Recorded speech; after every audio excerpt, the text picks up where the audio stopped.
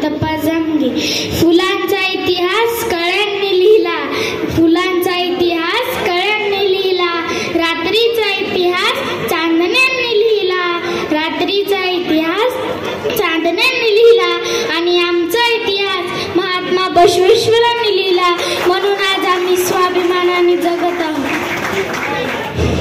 या महात्म्याच्या नावावर आपापली राजकीय दुकाने चालवणारी काही मंडळी अतिशय प्रगल्भ विचारसरणी असलेल्या महात्मा बसवेश्वरांना जातीय मापदंड लावून त्यांच्या विचारांना हरताळ फासण्याचे महापाप करीत आहेत. राजकीय पोळी भाजून घेण्यासाठी जागतिक स्तरावर महात्मा ठरलेल्या बसवेश्वरांना अतिशय खुजे करण्याचा केविलवाणा प्रयत्न करताना दिसू लागले आहेत. भारत हे हिंदू राष्ट्र झाले पाहिजे असे आज मितीला सर्वांनाच वाटत आहे, पण त्याआधी समाज एक संघ आणि सशक्त व्हायला नको का?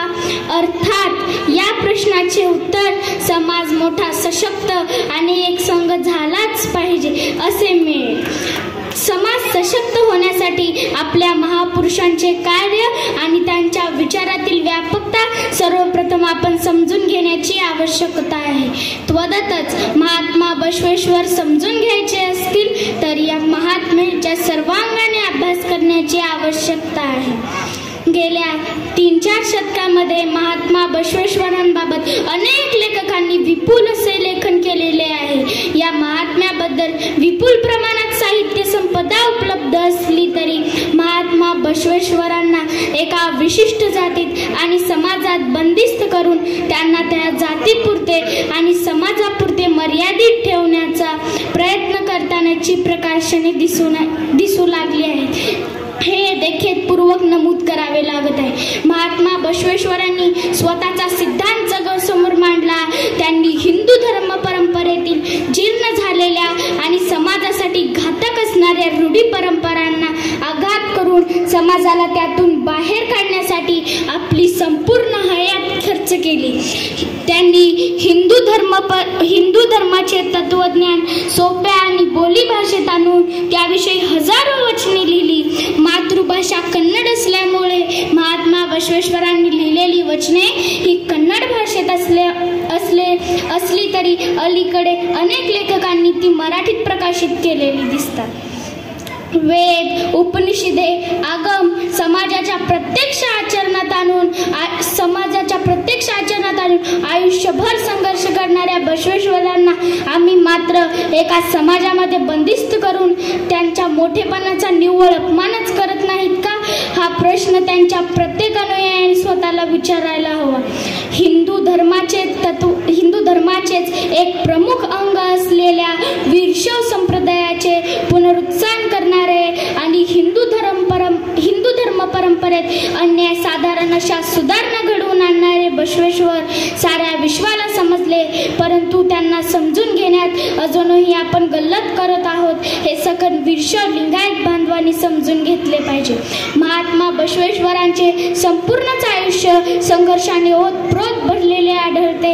एका राज्याचा पंतप्रधान असून देखील समाजातील उपेक्षित आणि वंचित घटकांना सामाजिक न्याय देता येत नाही ही सळ त्यांना स्वस्थ बसू देत नव्हती. सामाजिक न्याय या शब्दाची व्याख्या अनेक प्रकारे करता येईल, पण सर्वसाधारणपणे राजकीय, आर्थिक, सांस्कृतिक, धार्मिक न्याय, प्रत्येकाला त्यांच्या आवडीप्रमाणे उपासना करण्याचे स्वातंत्र्य या सर्व बाबी सामाजिक न्याय या संकल्पनेत येतात आणि हे सारे अधिकार समाजाला घटनात्मक पद्धतीने वितरित करण्याचे काम प्रामुख्याने राजसत्तेचे असते. परंतु राजसत्तेत महत्त्वाच्या पदावर कार्यरत असूनही महात्मा बसवेश्वरांनी समाजातील वंचित आणि उपेक्षित घटकांना सामाजिक न्याय देता येत नसेल तर या पंतप्रधान पदाचा उपयोग तरी काय? या मुख्य जाणीवेतून बसवण्णांनी आपल्या पंतप्रधान पदाचा त्याग करून वैराग्याचा स्वीकार करत समाजातील उपेक्षित आणि वंचित घटकांसाठी आपले आयुष्य वेचलेले दिसत आहे. आंतरजातीय विवाहाचा पुरस्कार करून 12व्या शतकातच सामाजिक एकतेचे बीजारोपण करणारे बसवेश्वर आंतरजातीय विवाहाचे जगात समाजातील पहिले पुरस्कर्ते ठरतात. समाजातील महिलांना, उपेक्षित घटकांना समान सामाजिक पातळीवर आणण्यासाठी अनुभव मंडपाची स्थापना करणारे बसवेश्वर लोकशाहीचे जनक ठरतात. समाजातील उपेक्षित आणि वंचित घटकांना समान सामाजिक पातळीवर आणण्यासाठी आरक्षणाची मुहूर्तमेढ रोवणारे बसवेश्वर कदाचित यामुळेच महात्मा होतात हे समजून घेण्याची नितांत गरज आहे.